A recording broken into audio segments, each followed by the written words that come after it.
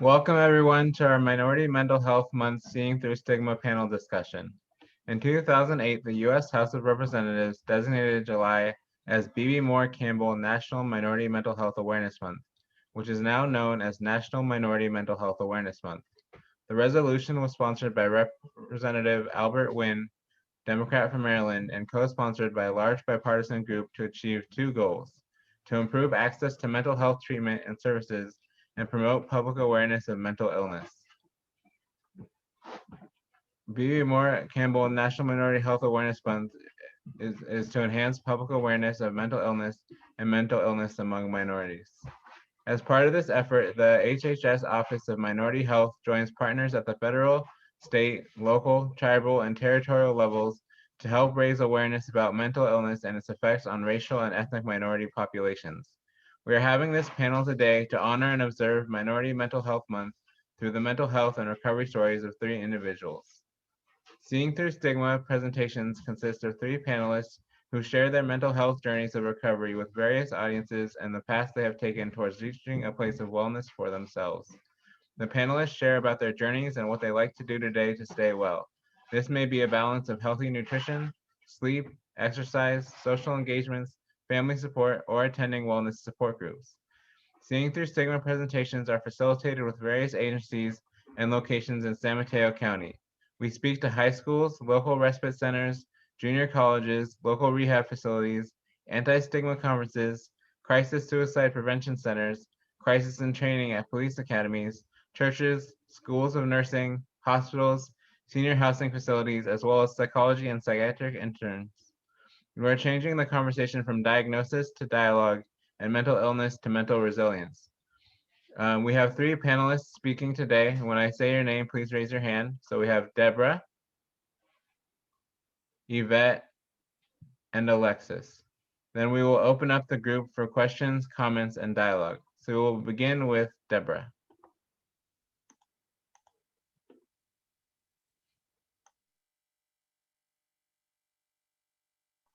Deborah, you're on mute.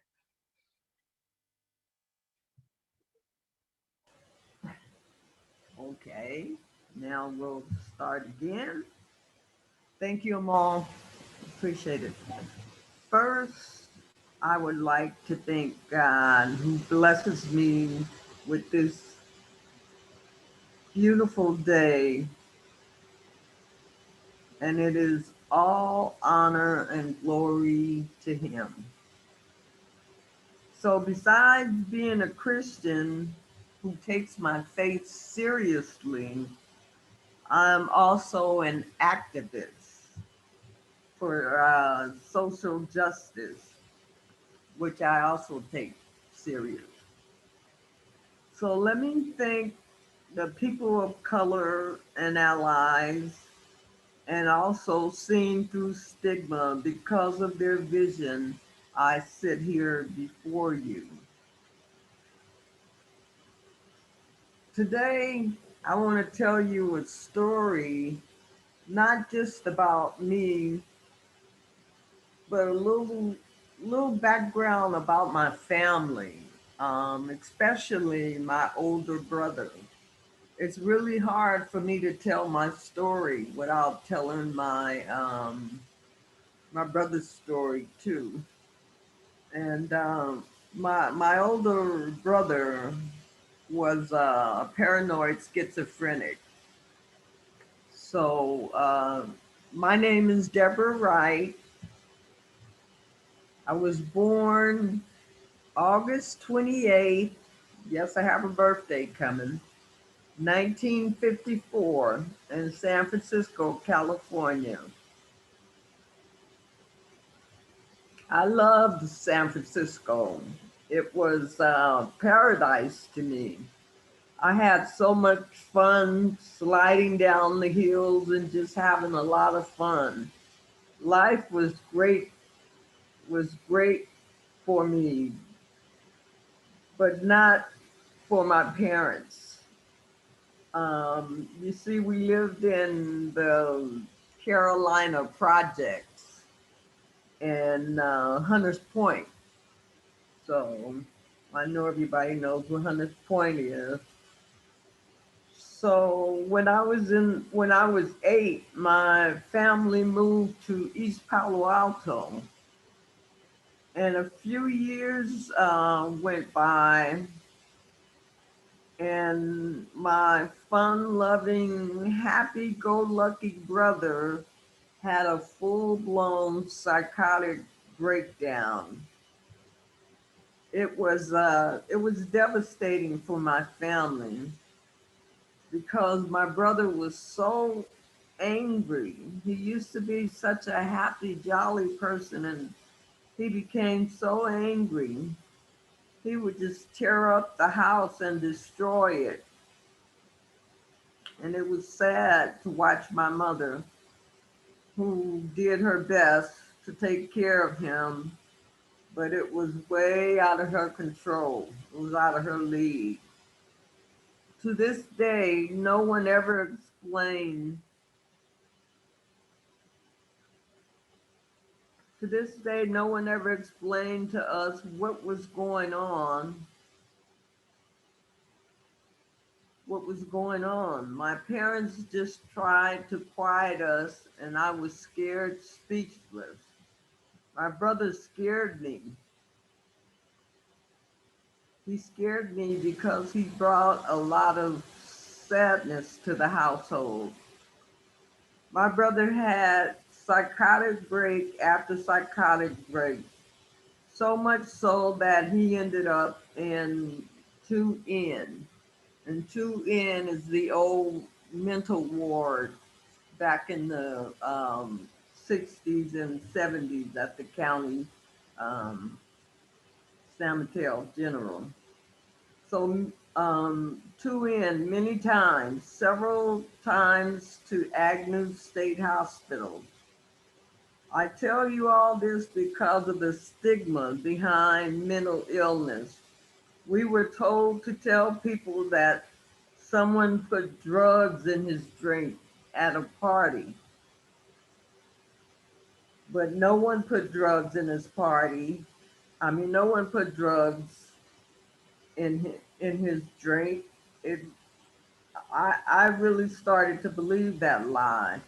My family would sit down, study, and dissect the Bible and all it stood for, but we could not be honest about mental health.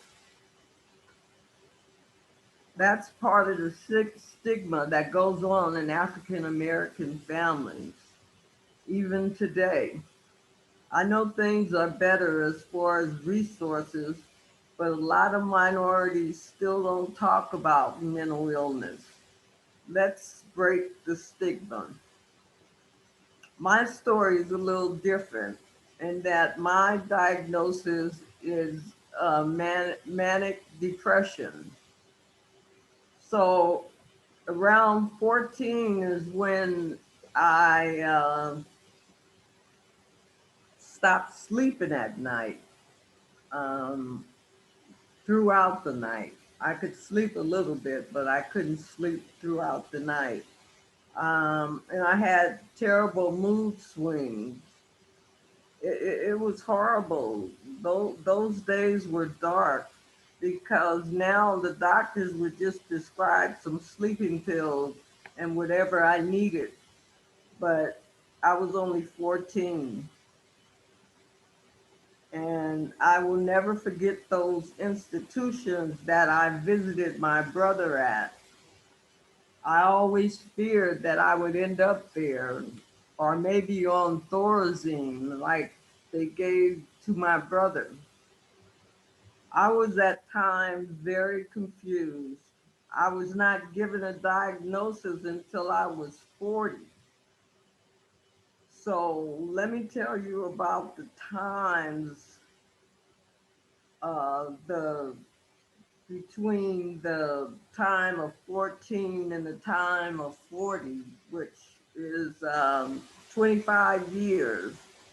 For 25 years, I wandered around looking for love in all the wrong places, using drugs like cocaine and marijuana and Before I said, God help me, no more please, I was 40 years old when I got my first therapist and the right medication. I was 40 years old. That was 25 years ago. And it's been all good since. I've educated myself about stigma and bipolar and other illnesses like schizophrenia. Now I understand a little bit better and try to educate others how we need to learn more about stigma and mental illness. Two different things. My family and my faith based family are great support. My relationship with God is strong at this time, and I don't want to leave out heart and soul, who has helped me develop as a person. I'm so grateful for this opportunity to work with members of POC and allies. Now I use my coping skills to help me get through the day, and I solicit help from my therapist. So, thank you all for listening. That's it. Thank you, Short but Deborah. sweet. I appreciate you sharing your story. So next we will have Alexa share their story. Hi everyone, can you hear me? Is it mic's okay? Um, Thank you for having me here. Evan told me this is a great opportunity to tell you about my journey as a my mental health journey as a minority in this during my my lifespan. Because I like speaking for for Seeing Through Stigma and other organizations because in general, not a lot of Asian and especially Asian men talk about mental health, and especially when I was growing up, we didn't really talk about it. I noticed if any of my relatives had any form of, like, say, mental distress or anything, even in my culture, we were told to not talk about it, or we were told to, I guess, brush it aside, or even, um, I don't know, just use any other methods, but not to express it out, not to talk to about it. And so, um, growing up, it was very hard to know what I was feeling and what I was experiencing because one, I didn't study psychology or anything, and I didn't learn anything about the concept of my diagnoses until I started advocating and educating myself about it. Until I knew something was wrong, and I was like, and recognizing it because not even my family and a lot of my families are professionals, like in regards to doctors and engineers, and they never knew about my diagnosis. And I suffered from like PTSD as well as depression or panic disorder. Yeah, a major depression, um, maybe a slight case of OCD, but I think that got rescinded due to my treatment. So I don't have those tendencies anymore and everything. But at the time, I didn't know what it was, and my parents didn't know what it was, and my teachers didn't know what it was. They thought I was just a kid being a kid, like a kid is just being anxious, a kid is just feeling sad because my brain is still being developed, right? At an early age. So I didn't really get diagnosed until like my mid 20s, until I started. Um, I recognized myself. Like I was reading these books in college, and I was like, you know, oh my God, this might be me. And it didn't. And then one of the worst moments of my life and one of the greatest moments of my life at the same time is when I had a mental breakdown at age like 26 due to so much medical treatment and trauma, physical medical treatment and trauma. I was going through a lot of like surgeries and traumatic events, the after effects of recovery, one after another. And that just made it worse for me. And it's the worst moment, right, when I had my mental breakdown and it required me to go into the hospital, but it was actually the day I got diagnosed.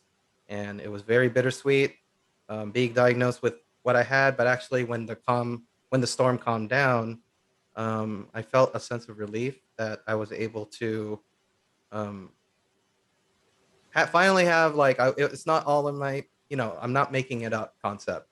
You know, I would tell this. I used to tell my these conditions to my parents, and I'm not blaming them for not recognizing it. They were not psychologists or anything, but um, I was never giving I was never given the treatment that I should have gotten, like maybe even as early as a young child.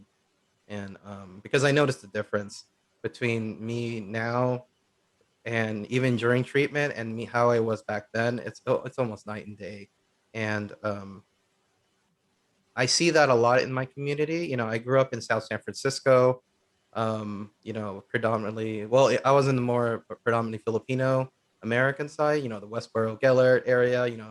A lot of Filipinos in the area, and but at the same time, a lot of missed opportunities for a lot of people to get the help they need. And um, even my friends, growing up, some of my friends, had the same conditions or had some form of conditions, and they told me they never knew because they just never talked about it. And yeah, my a lot of my relatives I recognize had issues, but they never knew. You know, I think honestly, maybe it runs in my family at sometimes. I know depression kind of does on my father's side, but again, it's due to the concept of not talking about it. We always think that um, like Filipinos are very religious. They'll say something like "Let God take care of it." The term is called "Bahala na," and I say this when because they mean like, "Oh God, don't worry, God will take care of it." "Oh God, don't worry, it's in God's hands. They'll take care of it." But um, with that kind of mindset, it doesn't make like people I know who are suffering from mental illness proactive in regards to getting the help they need.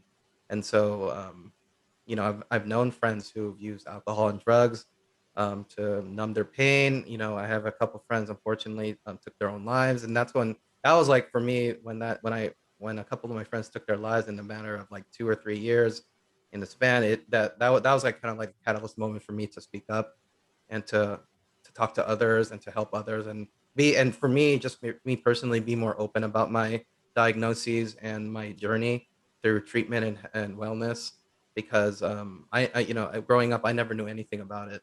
I never knew. I thought, as severely depressed and anxious, I always thought there was no hope, and I didn't have anyone growing up to say that it's going to be okay. Not until like I finally went into the hospital and I finally saw a therapist and gained perspective of my negative thoughts and distortions and stuff.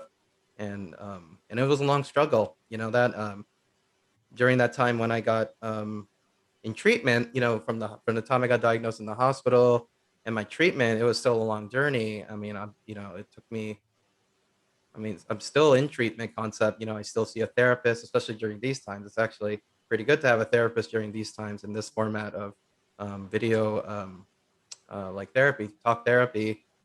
Um, but I went through, yeah, a lot of hospitalizations, a lot of like say TMS treatment that helped a lot. The transcranial magnetic stimulation, that was the one for me that really, really helped using modern science and new technology to help with my depression and anxiety. And I'm still taking medication. I'm still taking my care of myself, and um, I'm trying to like determine the life that won't make me cause me to relapse. That's one of the things.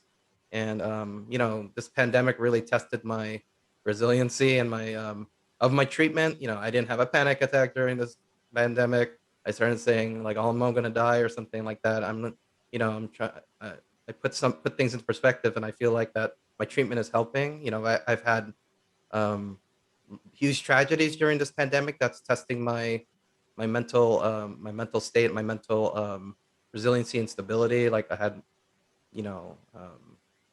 friends that had COVID. I had relatives that had COVID. My father had COVID and died from it. I had COVID. My family had COVID, and you know, um, it is very traumatic for me. But at the same time, um, I felt like what I went through, I'm able to have perspective and not normally in the past I would have cracked. I probably would have like been probably institutionalized, probably due to mental stress and stuff. But um, I gained perspective of like what I'm supposed to do, and it's definitely to improve my life, move forward, get through this, right? Have patience, be with my loved ones and stuff. And it's still very hard, going through a tragedy. But at the same time, I know my father would want me to keep on continuing to move on because he suffered from mental illness, and he fought it and he beat it. He lived the life to the fullest, to the end. And I think I'll do the same, you know. And um, I want to tell that to other people. There are people in my community that during this pandemic shows a lot of what do you call it? A lot of lack of hope, right? There's a lot of suffering going out there, and I work as a teacher, and a lot of my students, they say that, right, at their young age, they have the concept of thinking a little bit more in black and white terms. But I tell them it's going to be okay. We're going to get through this. Have faith. Have you know we're here for you. I'm here for you. And those are the things it was hard for me to find, right? The concept of help and finding mentorship and people you can trust. And so that's why I like doing what I do, both for the community and for, my students and whatnot, because, um, I feel like this pandemic is testing our will and our soul in regards to that. And I think I'm doing okay, through what I've been through this whole year and a half of this craziness and everything, because I know my dad would want me to keep on moving on and doing the good work. So yeah, so I'm still here doing it. Hmm. Yep. Thank Thank you. you, Alexis. No problem. So our third panelist is Yvette.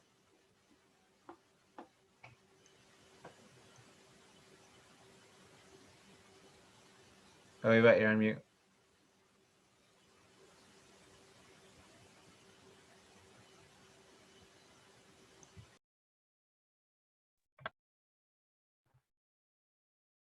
Hi, everybody. My name is Yvette. I'm from Honolulu, Hawaii. I've been here.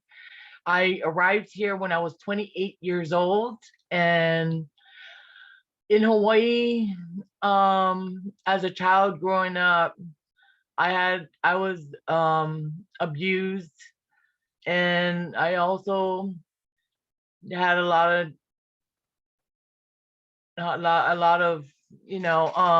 do I say this? I had a lot of abuse and not being able to go ahead and do the things that I wanted to do. I always had to listen to my parents and what they told me that I could do. And so, we're very family oriented. And I used to act out when I was little and stuff, but like Alexis was saying, that, in Asian, they don't talk about you know, about disabilities or having a mental illness or any sort of, they don't talk about it. Everything's going to be okay. We'll work it out and stuff. Well, when I got here in 1989, when I arrived here, I came here to confront my mom and my dad on how, that I was adopted. I didn't know why I had a biological dad. I thought my stepdad was my real dad, but he wasn't my real dad. And I found this out when I was 18 years old, and I knew all along, and my parents wouldn't tell me that I was adopted. My mom withheld that, and I don't know what, you know, why she did that and stuff. So when I found out that I was adopted, I was very angry and I was very rebellious. I was very hurt. And, I wanted to know who my real dad was, and I wanted to know my other background, that I'm half Japanese, Filipino, Hawaiian. And I came here and I started using drugs and alcohol to numb my pain. In It's in 1996, I landed in the psych ward as a paranoid schizophrenic at Chope Hospital. Very scary. Very hard to cope. Didn't know who I was. Just out there, and didn't trust anybody. Didn't want the help that they were trying to give me. In 72 hours, I left and went home. And it was a tough journey, and it the journey of me being a paranoid schizophrenic stuck with me.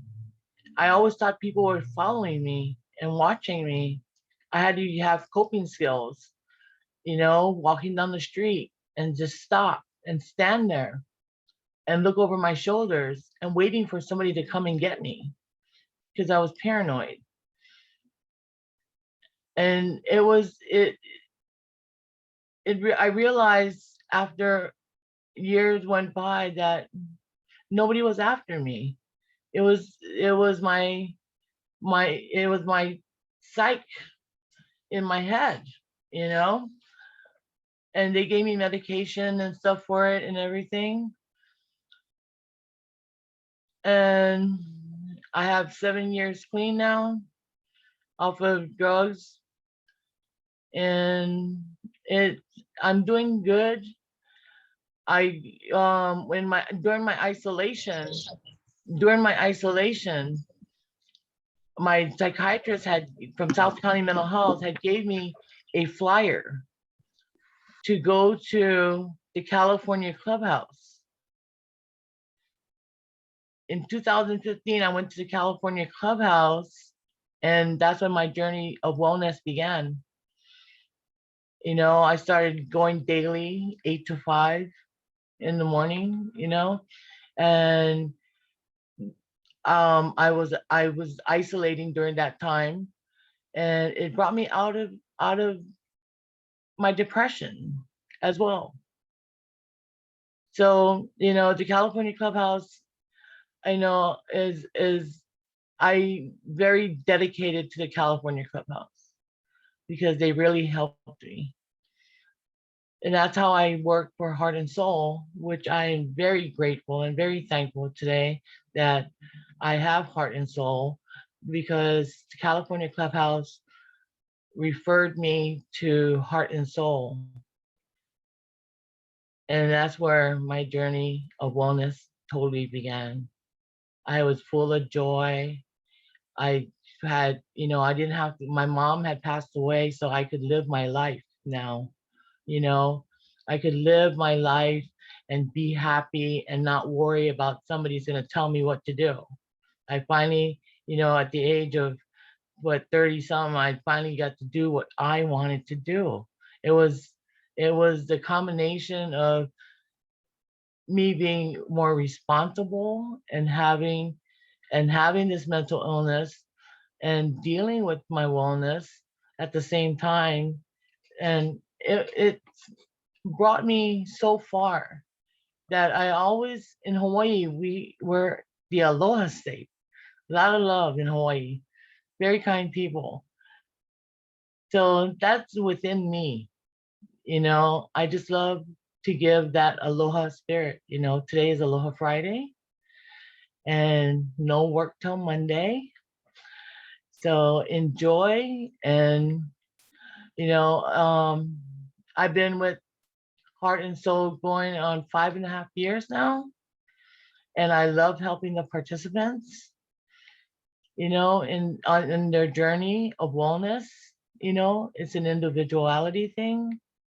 We can help them as they help themselves, and to hear our stories and how we come together as a community. That in California, I think here in San Mateo County has the best doctors and the best support for the mental health. In Hawaii, I don't think it's ever said or talked about. in Hawaii. And here it was just open everywhere. National Alliance of the Mental Illness, went to NAMI, went to peer-to-peer at CSM, did a lot of training for peer support. And I enjoy what I do. And I love people. I love people for who they are. Thank you. Thank you, Yvette. You're welcome. So I'm gonna put the demographic survey in the chat one last time for anyone who didn't see it earlier. And then I'd like to open it up to questions and or comments from the audience. If you have any questions for anyone, for everyone, or for one particular, or if there's just any comment you'd like to make. I have a question for Alexis. Alexis, I want to know, how old were you when you were first diagnosed, and how did you feel when you finally? Well, I know in your share you said that you had already read up on it, so you already had an idea. But how did it feel when a doctor validated, um, your illness for you? How did that feel? I was like around 26 when I first got diagnosed and by a doctor. I had a mental breakdown, I think, and huge panic attack and like dissociative type of behavior, stuff like that. I was like, totally flipping out type of thing. And yeah, of course, when he told me that I may have like some form of diagnosis, right? The DSM-5 or 4, and I knew what he was talking about when he told me on the phone. I just started bawling. I just started crying, like like, oh no, because when I was growing up, I was always, I don't know, like I told, like, I don't know, like having a mental illness is like a defect or something like that, that there's something wrong with me. And so I took it negatively. I took it personally, thinking there was really, really something wrong and never get better. And so, yeah, I mean, the first couple of weeks it was tough, because it runs in my family. I was just like, oh my God, I have it too and everything. But as the weeks went by and it subsided, I gained more perspective that I was able to get the help I needed and whatnot. And it actually, I when I yeah, I actually, when they told me my diagnosis, I started reading um more about it, in my psychology books and whatnot. And I was just glad that, and as more of I read, I was like, okay, there's like a reason why I have this symptom. Oh, there's a reason why I was acting this way or something like that. I started to feel a lot better with more information I was reading. And um and so, yeah, it was tough. That's why it was definitely tough in the beginning. But sooner or later it subsided and everything. And I was able to tell. And as soon as I got like my first therapist and everything, of course, it was very intimidating, very scary to see one. But I'm glad I got, like I said, I'm glad I got that diagnosis, because if I never got that diagnosis, I don't know if I would ever get the help I needed. I probably would have just sucked it in and never asked for help, or or even knew that I needed help. And then the cycle would have started again. I would have maybe had another event. you know so again, bittersweet and stuff like that. So. Yeah, hmm yeah. Thank you. hmm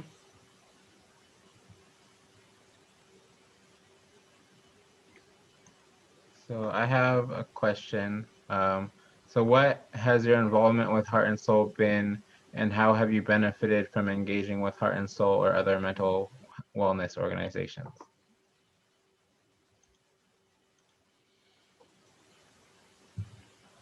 Well,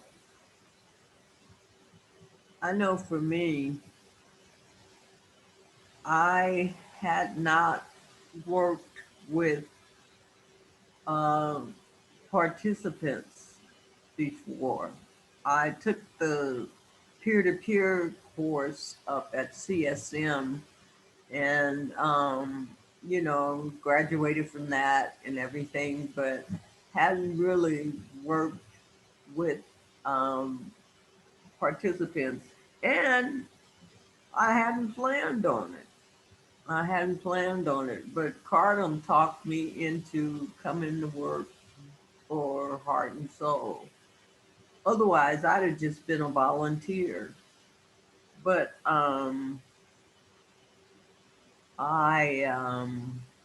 really grateful to Heart and Soul because as a, as a person, I I developed, I grew, um, I developed um, an extra part to my character. When you lead groups and you know, you're with the participants 2, 3 times a week, um, your lives start meshing together real, real quick. And before you know it, you really can't tell the difference between the participant and, one of the workers.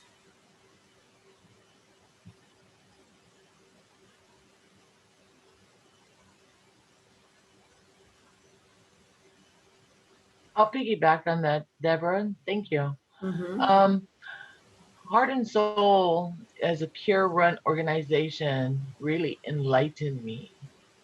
There was no judgment. It was just so much compassion, so much unity, and so resilient. Everybody was just so, you can be yourself, and it's okay, that you have this, illness and challenges and stuff every day to day, and managing it and having different organizations to help you through your journey in life. It's very positive and very strong and very um seeing participants, seeing people, and we can relate to everyone. We have this relationship because we can relate and we know what they go through.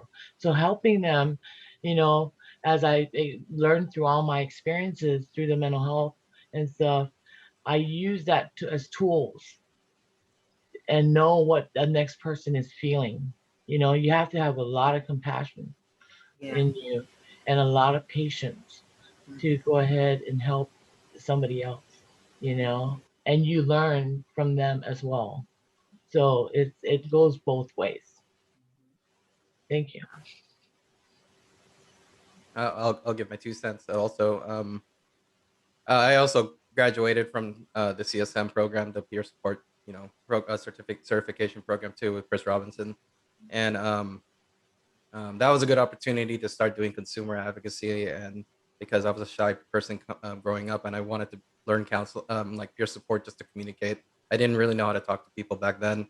And as when Bevan gave me the opportunity to start speaking, and as well as other opportunities to speak about my journey, um, I see the people's faces, and they thank me because they tell me that I never heard like that story, because I never, they never, what do you call it, heard their story that was similar to theirs, because they were always afraid, or they never had the courage to. It was hard to have, like, build up the courage to speak. And so it's good to hear that people say that, they tell me I'm like brave, or whatever, or to tell your story, because they don't hear a lot of it in their communities. Um, and especially, I like it when Bevan gives me the opportunity to speak to students, because as a teacher, that's the whole point, is I like to educate them. And I know that when I speak to like high school students, I know they got something out of it, and I hopefully whatever I spoke and educated to them, it's like a tool that they'll use to help recognize their own mental well-being, as well as maybe even a chance to help others if they recognize it as well in their loved ones. And so Heart and Soul, and Bevan's organization really gave me the chance to, do the good work. And even during these times, right, we're doing it all online. I'm still able to do it, right? This is like my fifth engagement since this whole pandemic started. So yeah, you know, it's a good opportunity to keep on doing the good work. So Do we have any questions or comments from the audience? I have an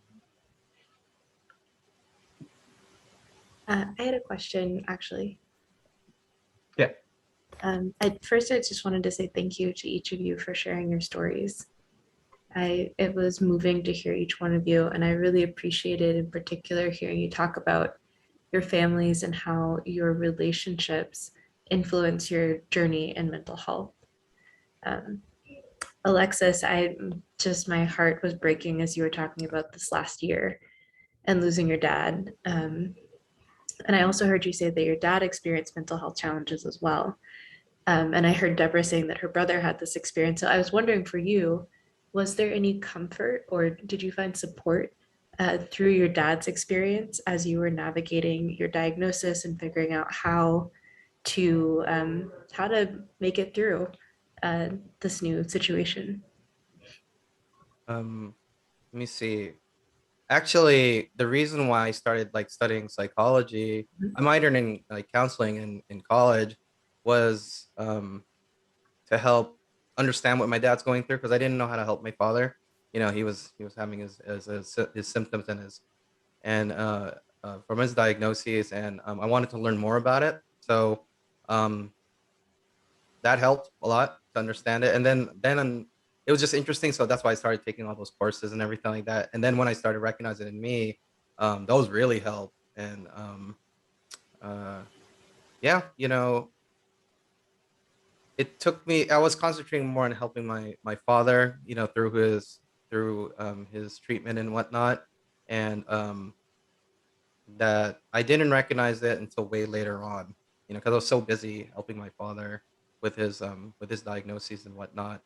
And so but I still think that, yeah, even to this day I still think he beat it, and because he was able to live a full life even though he has his ups and downs and stuff like that. And I was able to beat it too, because the fact that I knew I had support, I wasn't alone and all that stuff. And so yeah, you know, so yep. It's inspiring hearing that piece around seeing a role model, someone who is able to live a full life, seeing your dad really Oh uh, yeah. do what he wanted to do. It sounds like that was inspiring for you. And then as I think about kind of what peer support is, Mhm. it's inspiring for me too to just hear like you see a path to living the life that you want to live because of your dad. And Yeah. I guess it's making me think of ripple effects. Sure, Just, sure. yeah. Yeah. Thanks for sharing No more. problem. Yeah. I had another question. So, how have you faced mental health stigma in your family or community? Oh boy. We never talked about um, my brother's mental illness. We never talked. We still don't talk about my mental illness, you know, because no one can be mentally ill in the family, because if you're mentally ill, then there's like this stigma on the family, you know, like we're not, you know, like there's something wrong with the family because someone has a mental illness. So I experienced lots of stigma. I remember when I wanted to tell people that, you know, no one put anything in my brother's drink, you know, um, it's something else. But, you know, I was just a kid. My mother would have whacked me upside my mouth if I'd have said something about the truth.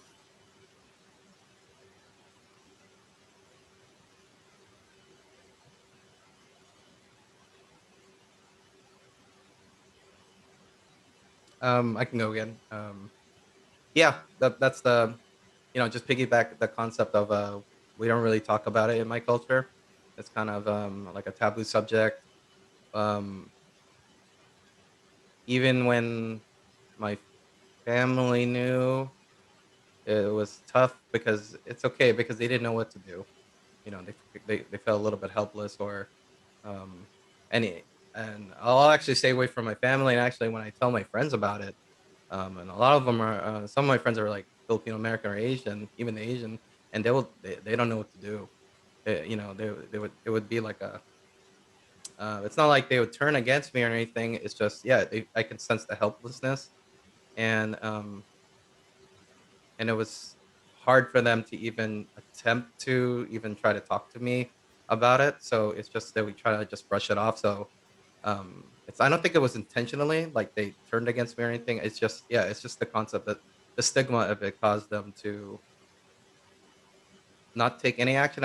But I wasn't expecting for them to do any action. Maybe the only thing I would like to see from like my friends is maybe just to listen, and that's it. Not really like take me to a psychiatrist or something like that. I don't expect that, but maybe just to listen and all that stuff. And maybe that's something that we can society can improve on is just the concept of listening and like the listening skill I took in college and all that stuff, and just gain an understanding, and that's more than enough and everything because just having a whole culture or even my personal friend just shutting down and not being able to do anything that's definitely uh, a remedy that needs to be fixed in both our society and even my friends today are pretty understanding about it and they've gotten a lot better and stuff like that so yeah so there's hope in regards to that.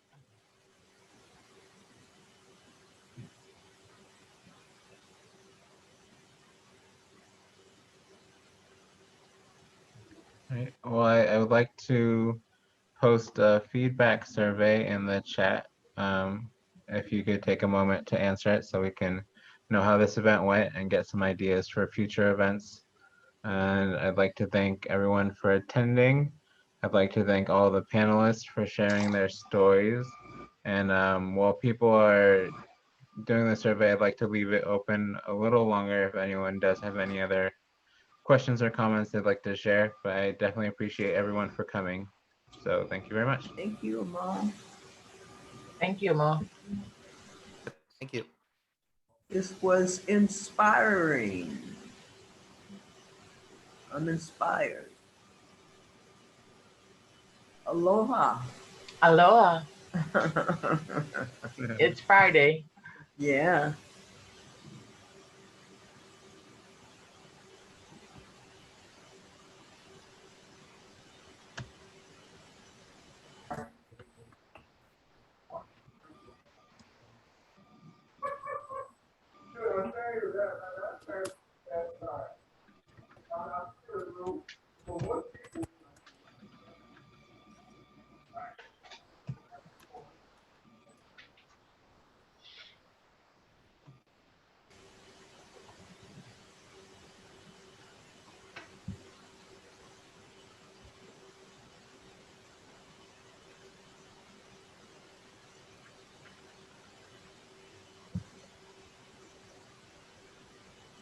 Uh-oh.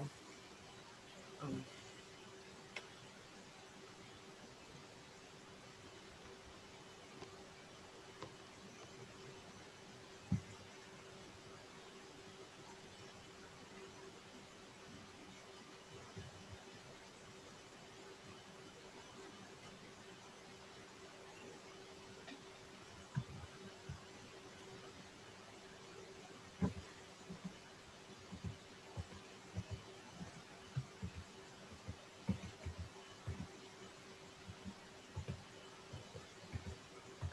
Well, I appreciate everyone coming. And once again, thank you to all of the panelists.